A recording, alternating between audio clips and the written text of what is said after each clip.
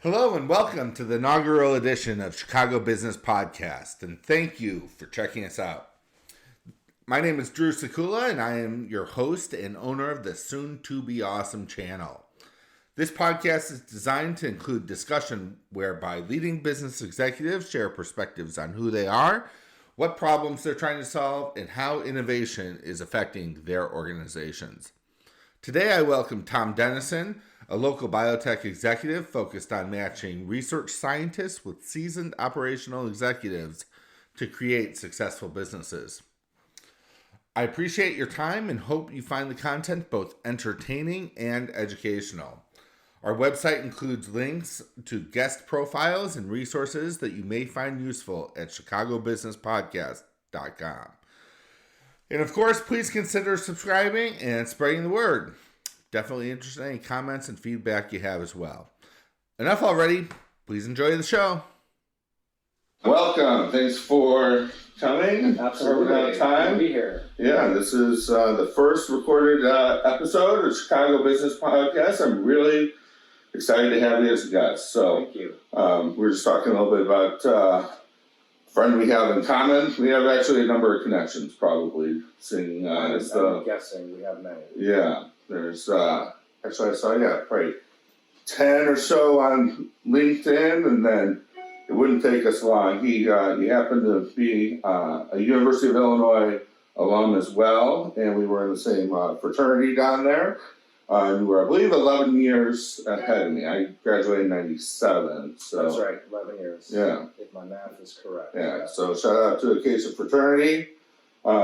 But yeah, most of the LinkedIn connections I saw were more business people here in the area. So I will do a separate kind of lead-in, explaining a little bit about the show in general. But let's go ahead and just jump right into it. That's good. So maybe we can start. You can introduce yourself a little bit, and we can take it from there. So my name is Tom Denison, and I am the founder and president of something called SmartHealth Activator. And a little bit about my background. I did go to University of Illinois and started out in publishing, so actual traditional publishing, as in paper and magazines. But then this crazy internet thing came along, and so I decided to jump on board. And so I ended up being a part of 3 startups, tech startups here in Chicago, going back to the 90s, late 90s, and then into the 2000s. And ended up, all 3 of them actually ended up doing well. So I was fortunate there. Nice. Yeah. It's good when the first ones work out. Yeah. But so that in essence gave me the opportunity some dozen years ago or so to really focus on something I'm very passionate about, and that's simply mentoring and advising early stage founders. And so because of that, I've worked with over 200 founders and early stage startups, from concept all the way through to exit and everything in between. So great experience. Learned a lot about how to work with or engage early stage founders. I think also learned a lot about myself and how to work with startups. Okay. Yeah. So did you grow up around here then, or what was the pre-line idea? Yeah, so and kind of the connection to Chicago. Yeah, so I appreciate that. I actually grew up in Ohio, and if you know anything about Ohio, that you have Buckeye blood flowing through your veins. What part of Ohio? So I grew up in Northeast Ohio. I was born in Canton.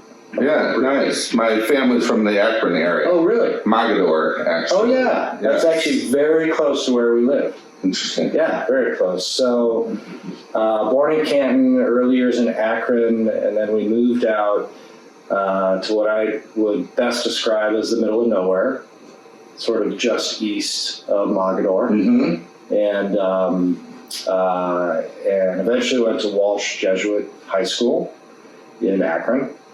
And then I guess during high school, I was interested in advertising. And I was fortunate that my father, now a retired professor at Kent State University, Mm-hmm. and he went to the University of Missouri and studied journalism. And because of that, he knew a lot of folks that were executives in the advertising world. And so he basically reached out to them and asked them, what universities would you recommend if someone were to major in advertising? And so I think it came back, the top three were Michigan State, Illinois, and I think, if I remember, Texas. Mm-hmm. And I sort of immediately eliminated Texas, only because, and I wish I would have gone there now, but only because, I don't know, the South. Mm-hmm. Just wasn't interested in moving south. And for whatever reason, ended up going to University of Illinois, between Michigan State and Illinois. And the odd thing about it is that I had never been in the state of Illinois in my entire life until I went there. So Wow. yeah, but I'm sure you know that going to University of Illinois, kind of the natural progression is to move to Chicago. So right after graduation, moved up here and got my first job and so on, and I've never looked back.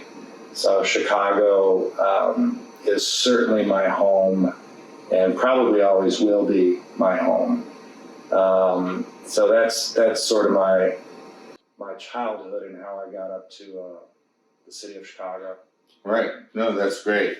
It's funny. I wouldn't have thought that the connections that we would find together would be Mogador, Talmadge, that area there in Kent State. I had a lot of family that went through Kent State. So, yeah, that was probably an interesting time while he was there. So, okay. So you touched on SmartHealth Activator, but maybe you can give us a little bit more just about what you're doing now in that role. Yeah, I think it might be helpful just to give you sort of the backstory on how it all came about. So if you remember, I started working with a lot of startups after I kind of walked away from everyday working life. And it was through a very odd but very inspirational experience that I had where I met this couple that were pitching something called the Hero Project. And the Hero Project is basically crowdfunding for new homes or rehab homes in the city of North Chicago. And so for folks that aren't familiar with North Chicago, it is north of Chicago by about, I think, 25 miles or so. But it's an unusual suburb in that to the south, it essentially is surrounded by incredible wealth. It also is home to very large companies and institutions. But despite all of that, the city of North Chicago suffers socioeconomically. So there's high unemployment, high opioid addiction, high level of welfare recipients, and so on. And that juxtaposition of poverty and wealth along the North Shore of Chicago really bothered me. So I'm like, I'm going to do something about that. And I have a very strong tendency to look at life through a startup lens. So perpetually looking for, what is a problem that we can solve that is sustainable and scalable and will have an impact locally and potentially globally. So taking a look around in the city of North Chicago and then the surrounding suburbs, it became very apparent pretty quickly that North Chicago is really at the epicenter of the largest biotech pharma cluster in the Midwest. So North Chicago is home to Abbott, AbbVie, Hospira, which is now part of Pfizer. There is a VA hospital there that's the only one of its kind, a combination VA and military branch, the Navy. There's Great Lakes Naval Station in North Chicago where every Navy recruit goes through boot camp. So you have all these amazing assets that are in and around the city of North Chicago, but it begs the question, how do we leverage those assets to have an impact locally and then hopefully globally at the same time? And so as I sort of dug into the city of North Chicago, I discovered this small medical school called Rosalind Franklin University. It's in North Chicago.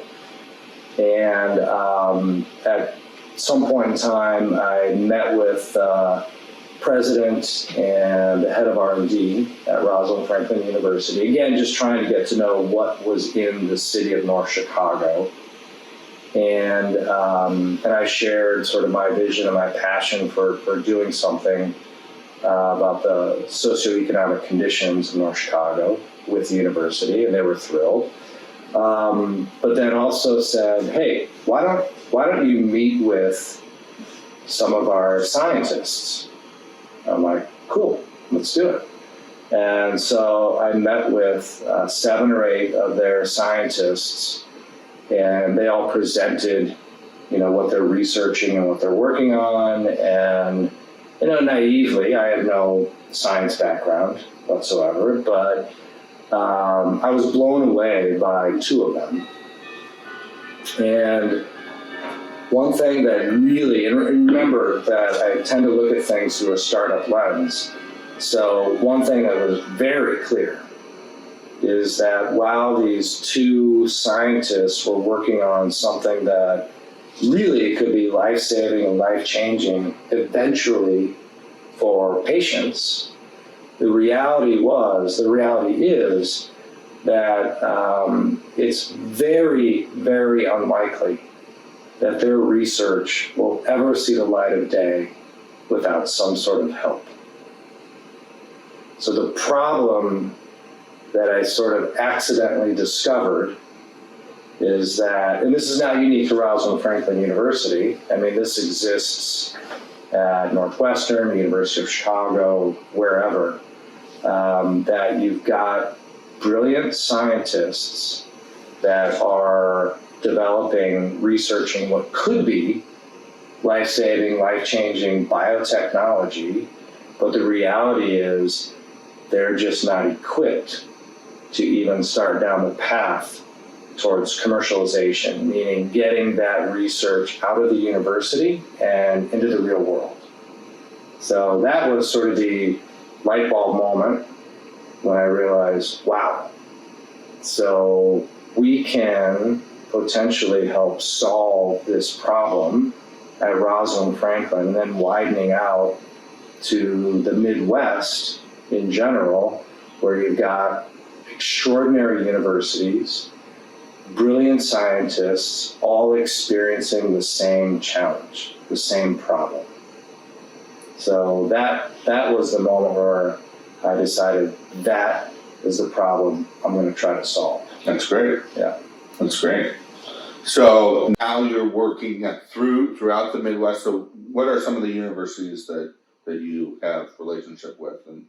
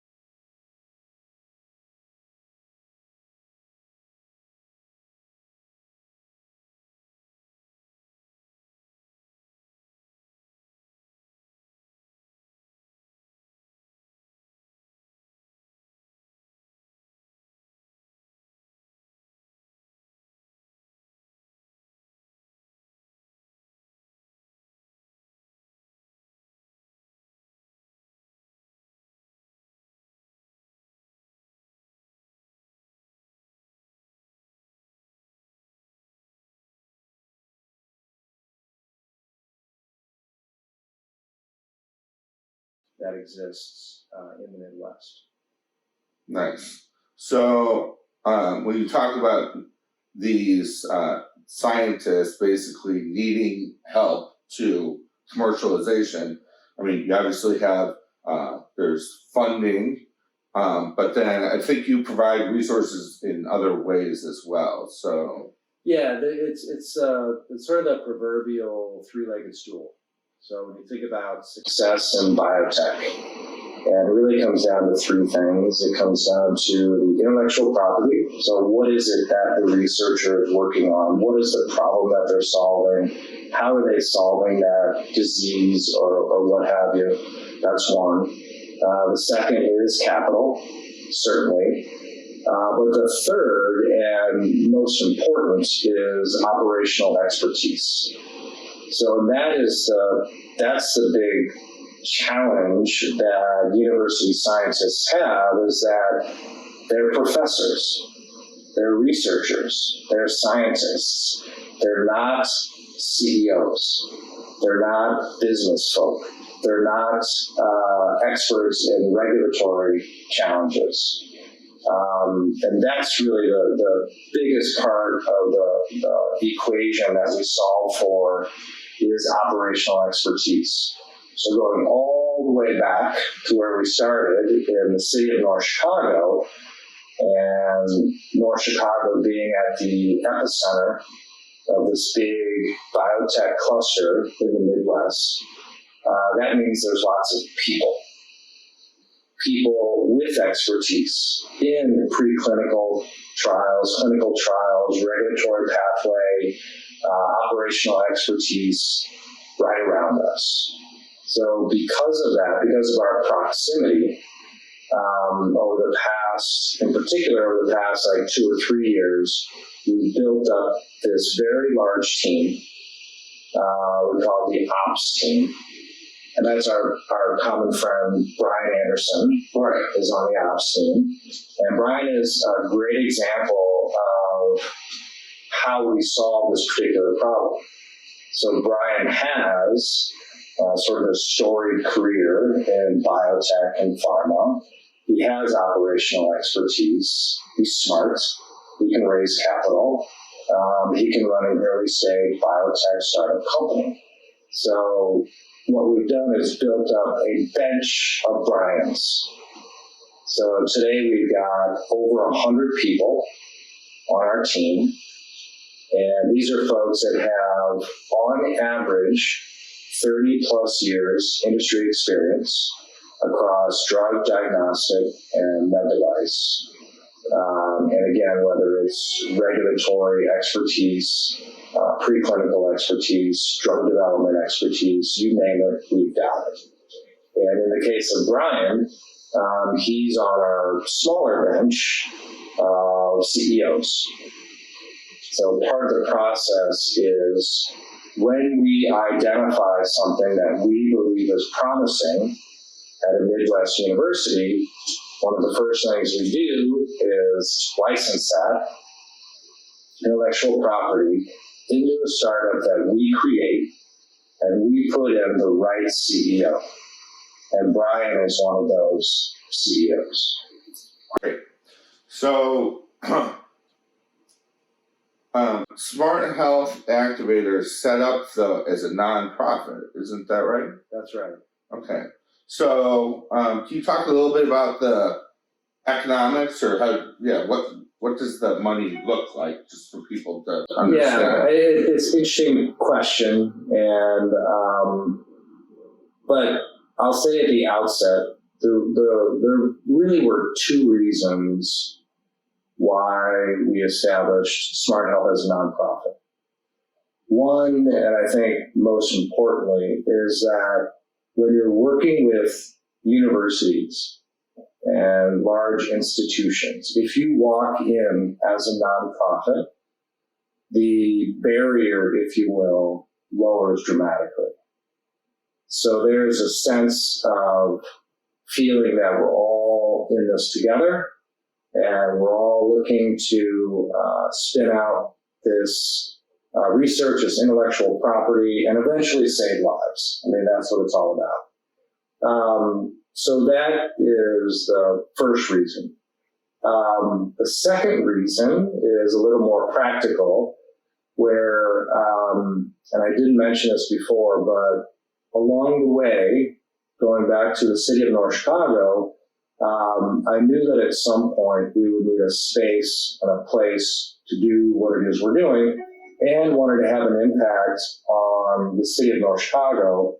So what I did is basically facilitated the construction of this research park in the city of North Chicago. So in conjunction with Rosalind Franklin University. So we ended up building a $50 million, 100,000 square foot research park in North Chicago. And how long ago? So we started it, and this is sort of amazing, but we started down that path about 4 years ago, and we literally just opened up the doors like 2 weeks ago. Wow. So it is now online, open. Congratulations. Yeah, that's a huge, well, a few things. One is that Chicago land is a bit short on wet lab space. So we added to that.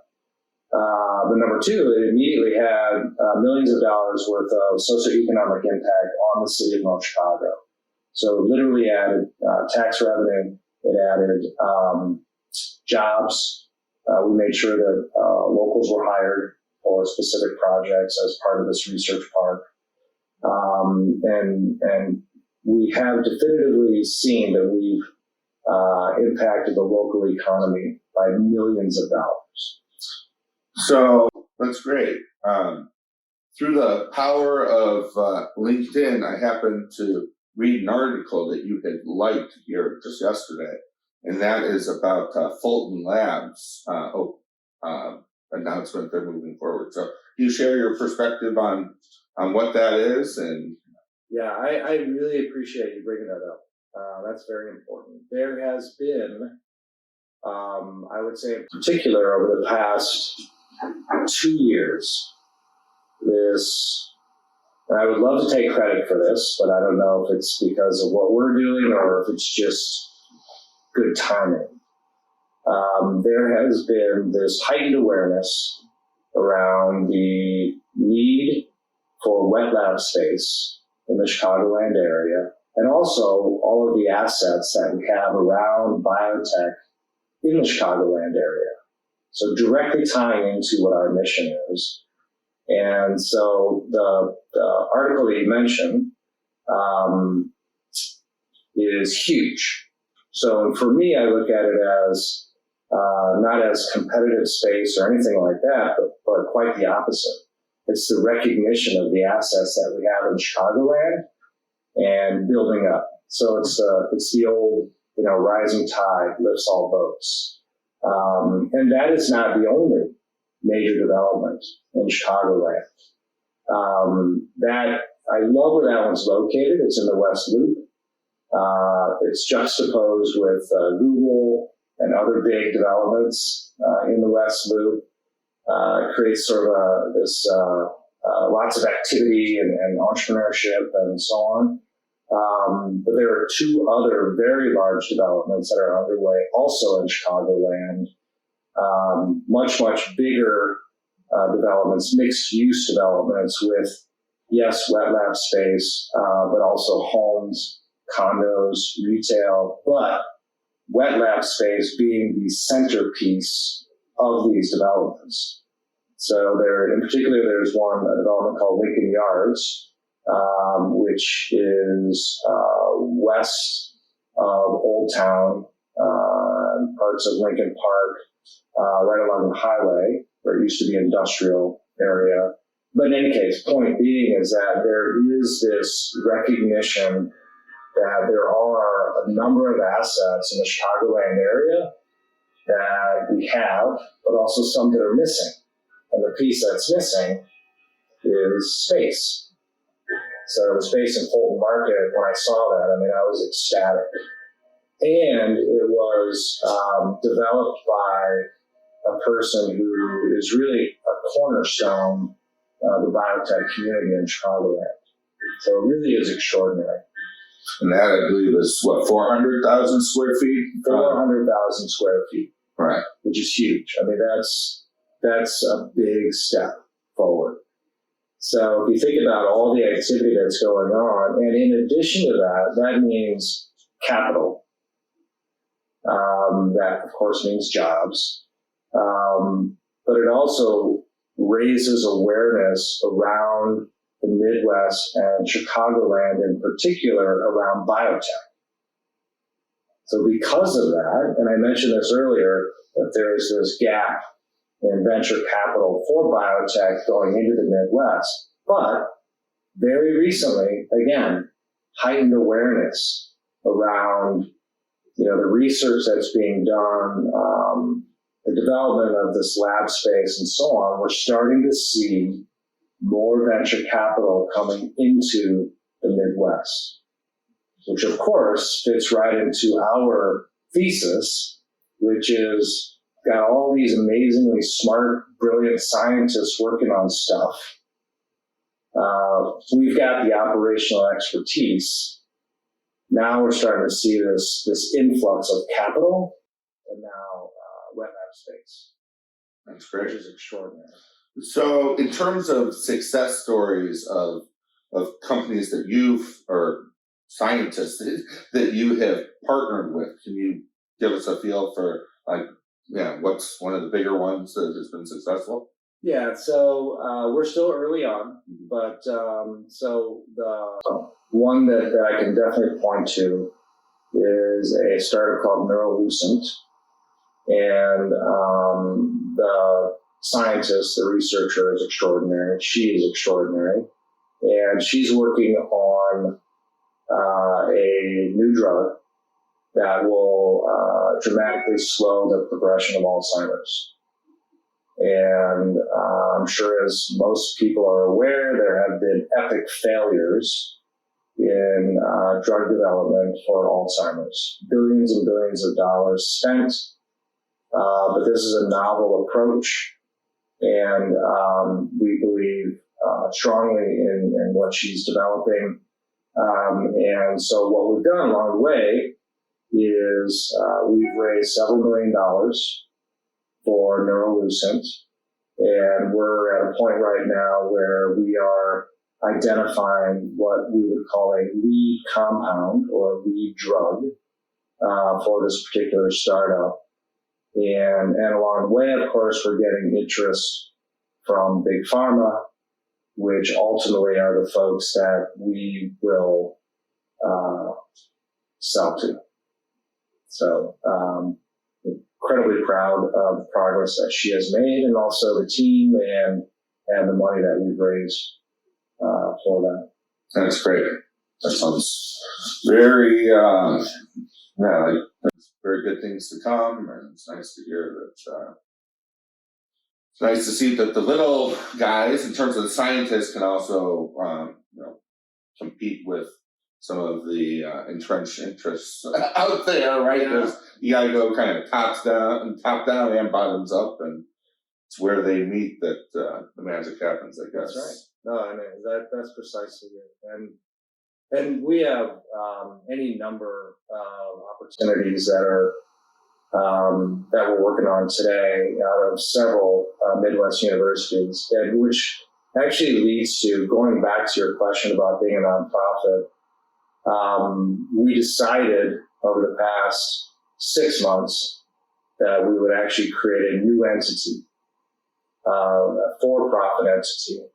And the reason why we're doing that, we're not walking away from being a nonprofit, but the reason why we're creating a for-profit is we recognize that if we are truly going to scale and have the kind of impact that we want to have on the Midwest and Chicago in particular, is that we need to create our own seed fund. So to date, Neurolucent is a great example. What Brian is working on is a great example of how we sort of bootstrap each and every startup that we create. But if we want to have the kind of impact that we're looking to have on the Midwest, we need to have our own seed fund.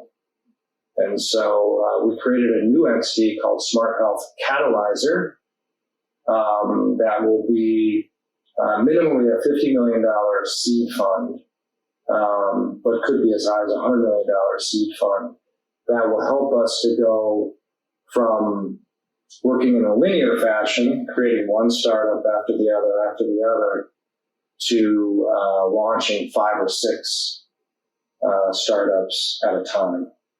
And so that's an exciting development. And we've already got interest from a handful of potential LPs that would go into this seed fund. So 2020 is going to be a big year. Sounds like it. Yeah. Sounds like it. So yeah, you have tons on your plate, obviously, and juggling a lot of balls in the air. In terms of kind of your top challenges and priorities at this point, what comes to mind? I mean, one of the biggest challenges is, and I say this coming from my background is mostly in the tech startup world. So when you're developing software scales really well, right? You develop it, sell it, clients, customers, growth, and so on. With what we're doing, it's not a software solution, it's a people solution. So as we scale, this is one of those things that keeps me up at night, is that there's not an endless supply of Brians. So how is it that we are going to scale if there isn't an endless supply of Brians? So how do we solve for that problem? How do we solve for the people problem?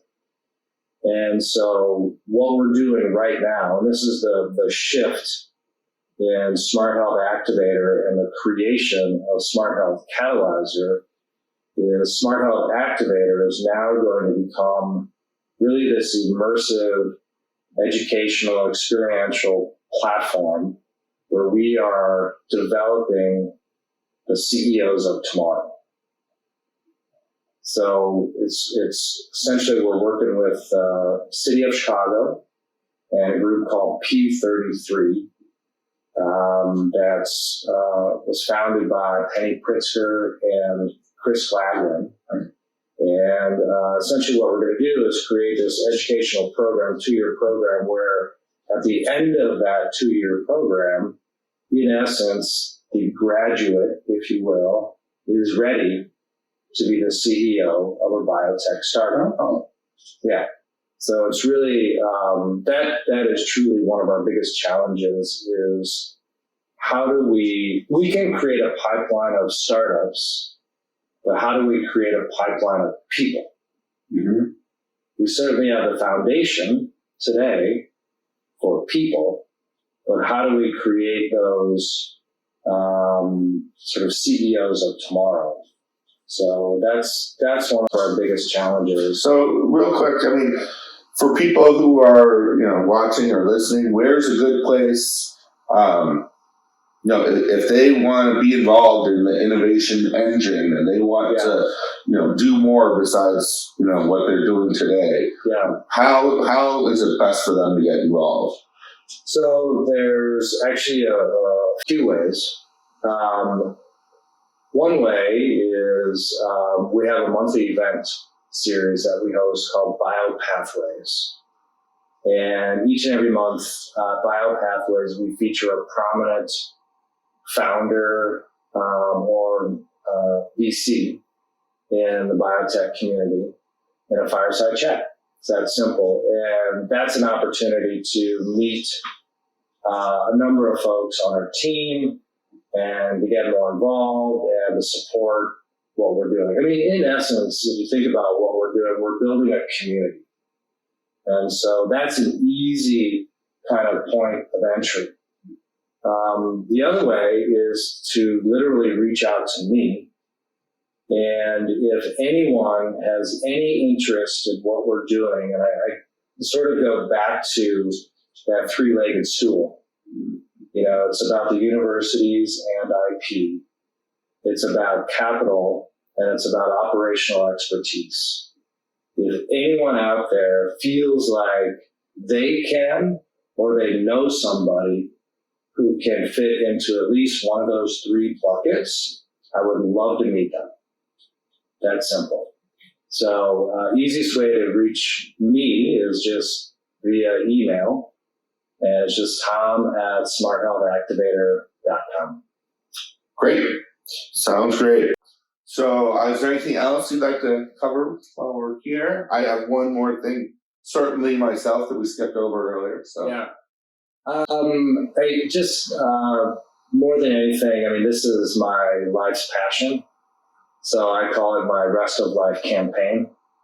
So we're in this at least I'm in this for the next 20 plus years, knock on wood. And so anybody else who has kind of that shared passion for building sort of this mechanism that will allow some of this research to get out into the real world and save lives, please join us. sounds great. And and follow up to that, as we had spoke one time previously in prep to this call, but there's a couple of people I know in my network, both named Glenn Crocker and Glenn Giovanetti, who I will definitely get you guys connected. I appreciate that. Glenn Crocker ran a similar incubation biotech company over in the UK. So I worked for him as a staff auditor in Palo Alto back in 1997, but we're connected, and I've been following him. And then the leader of Ernst & Young's biotech practice, Glenn Giovanetti, was a partner responsible for my group, the internal audit group at Ernst & Young back there in the late 90s as well. So I think they both would be great connections for you, and I hope that you get some more from this interaction. So on that note, we skipped over the icebreaker, jumped right in, but I'm going to touch on it because it's going to live on. So so in each episode, I'm going to have the guest pick a beverage, and we'll enjoy it here. It can be as interesting or not as we so choose. Today we went with Lavazza coffee, which is our favorite here in our house, and we Love it. Keep an eye on the Costco Business Center, which is the only one that sells the 1 kilo, 2.2 pounds of Lavazza coffee. You can't get it at the regular retail stores. I'm not sure why, so I have to buy a case of coffee at a time and drive a half hour for it. But we're gonna have to refill soon. Anyway, it's worth it. Yeah, it's good stuff. So thanks again for coming. Yeah, appreciate it.